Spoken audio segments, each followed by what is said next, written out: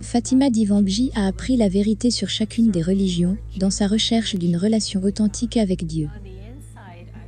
À l'intérieur de moi, j'avais l'impression qu'il y avait un énorme rocher accroché dans mon cœur.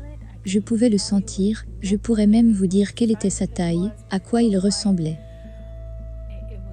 C'était réel, et c'était douloureux. C'était comme quelque chose qui me tirait vers le bas et ne me laissait pas vivre. Il n'y avait aucun espoir. Il n'y avait aucun espoir pour l'avenir. Fatima a été élevée en Iran en tant que musulmane. Être musulman n'est pas par choix, c'est par hérédité. Donc si vos parents sont musulmans et que vous naissez dans cette famille, vous êtes automatiquement musulman. Mais Fatima a résisté à la religion musulmane de ses parents.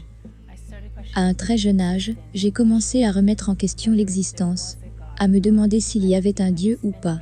Je passais des heures, et des heures, et des heures, à réfléchir, à quoi ressemblerait Dieu, à quoi serait-il, où serait-il. Mais traditionnellement dans la culture islamique, vous ne posez pas ces questions. Elles sont tabous. Si vous commencez à poser des questions comme celle-ci, ils vous traiteront d'incrédulité. En grandissant, le Dieu du Coran était le seul Dieu que Fatima ait jamais connu. Ce n'est pas un Dieu personnel. Il est distant, et c'est un créateur. Personne ne sait qui il est. Personne ne connaît sa nature. Personne ne connaît ses plans. Vous savez juste qu'il se soucie de la moralité. Et pour aller au ciel, vous devez faire de bonnes œuvres. Donc, c'est grâce à vos bonnes œuvres. Adolescente, Fatima a cherché des réponses dans la divination. J'ai fait cela pendant quelques années. Comme je l'ai dit, j'étais à la recherche de Dieu. Cette pratique ne m'a pas conduit à connaître Dieu. Mais j'ai quand même continué à chercher. Je n'avais pas le choix. Quelque chose en moi ne voulait pas se reposer. Et finalement, je suis arrivée à une conclusion. J'ai dit, Dieu, tu es si compliqué, je ne pourrai jamais te connaître. Ou soit tu es juste devant mes yeux, et je ne peux pas te voir. Et donc je me souviens que chaque jour, je pleurais, et je demandais à Dieu de se montrer lui-même. Je regardais le soleil, es-tu le soleil? Est-ce comme cela que tu te révèles toi-même? Où suis-je supposé regarder? Son cri a été exaucé. Fatima dit que Jésus lui est apparu dans un rêve. J'ai rêvé que Jésus et moi marchions dans un jardin de roses. Ça me fait pleurer. Et on marchait. Et dans le rêve, je pensais que c'est un prophète. Il marchait et j'étais juste en train de suivre. Et il a dit, tu veux venir avec moi? Et j'ai dit oui. Et il a dit, alors suis-moi. Et j'ai dit, mon esprit pensait, comment suivre une personne qui n'est même pas. Je veux dire, c'est un prophète il y a longtemps. Je dois suivre une personne, pas ses instructions, vous savez. C'était un peu déroutant. Pourquoi me demanderait-il cela? Nuit après nuit, Fatima avait des rêves sur Jésus, Dieu et l'Église. Des vieilles églises, des nouvelles églises, des églises modernes, j'ai rêvé à tout cela. Ma mère et tous les autres membres de ma famille se tenant la main et allaient à l'église. Fatima a déménagé aux États-Unis quand elle avait 20 ans. Elle a rencontré un ami au travail qui lui a parlé de Jésus. Que c'est après avoir accepté le Seigneur Jésus qu'il a trouvé la joie et la paix. Ces mots sont juste venus en avant. Et j'ai dit oh, ça c'est bien. Et il a dit que chaque fois il le reçoit. Chaque fois qu'il prie, il est rempli de joie et de paix. J'ai dit, je veux ça, je veux la joie et la paix. Alors Fatima est allée dans une église chrétienne. Et une femme là-bas lui a demandé, crois-tu que Jésus-Christ est Dieu?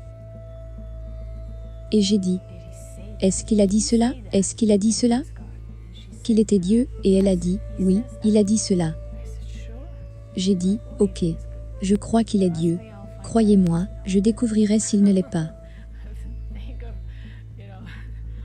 Je le découvrirai si les choses ne sont pas vraies. Mais j'étais prête à essayer Jésus. Définitivement. Et elle a dit, voulez-vous prier? La prière du salut? Absolument. Ma pensée, Dieu m'a adouci au point que, vous savez, j'étais douce envers cela. Envers Dieu, je ne voulais pas résister. Cette nuit-là, après des années de recherche, Fatima a prié pour devenir chrétienne. Et les choses ont commencé à changer. Ce cœur lourd, très lourd. Cette pierre que je pouvais sentir, vous savez, c'était même tranchant. Je pouvais sentir à quel point c'était tranchant et douloureux. C'était parti. C'était complètement parti. Cette nuit-là, le Seigneur avait juste, c'est comme s'il avait mis sa main dans mon cœur et a enlevé cette pierre de façon permanente. L'une des choses importantes que Dieu a faites pour moi, ce que Christ a fait, était que, il a mis de l'espoir dans mon cœur. Une espérance permanente.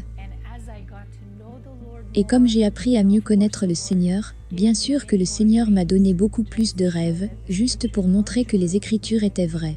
Tout ce que je lisais, Dieu les confirmait. Aujourd'hui, la mère, le frère et les 2 sœurs de Fatima sont tous chrétiens. Fatima est un courtier immobilier et étudie pour devenir psychologue. Elle est également mariée et a 2 fils. Fatima comprend les musulmans qui sont curieux de connaître Jésus. Et ceux qui ne comprennent vraiment pas qui est Jésus. Je dirais, ne dis pas non. Juste parce que tes parents étaient musulmans. Que tes arrière-grands-parents étaient musulmans. Et que c'est toujours ce qu'ils t'ont appris. Vous devez trouver Dieu par vous-même. Il est disponible. Si Jésus dit qu'il est Dieu, il le prouvera. Tout ce que vous avez à faire, c'est un cœur ouvert pour permettre à Jésus d'y entrer. Et alors vous le saurez par vous-même, s'il est Dieu ou s'il n'est pas Dieu.